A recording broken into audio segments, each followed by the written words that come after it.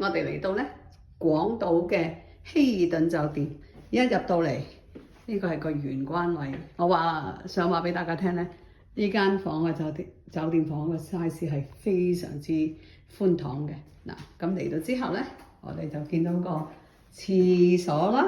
個廁所咧係你開門佢就會自己打開蓋嘅，咁啊非常之先進啦。嗱，呢個係普通嘅洗手盆啦。哇！呢個浴室啊大到啊，哇！你睇下，呢啲係傳統嘅日式㗎啦。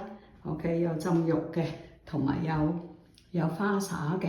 咁然後咧就係啦，呢啲咧就係嗰啲牙膏啊、牙刷啊、洗面啊嗰啲贈品啦。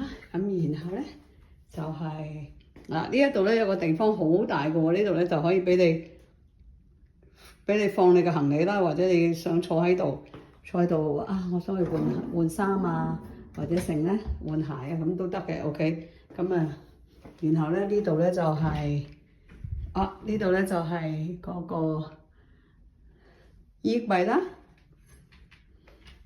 咁呢度咧就係啲飲茶啊嗰啲地方啦。OK， 佢有嗰啲茶啊、水啊咁樣送嘅。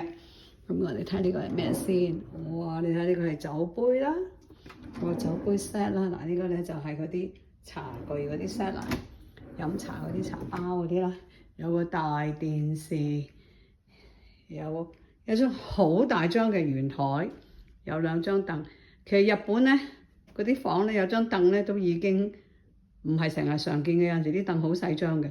而且咧今次係有兩張，仲要係呢啲咁嘅 size 非常好，兩張床，哇！你睇下大到咧真係可以有門口要打2、3個關鬥先入到嚟嗰隻喎，哇！你睇啦，呢個咧就係出邊個景啦，非常之靚，非常之滿意。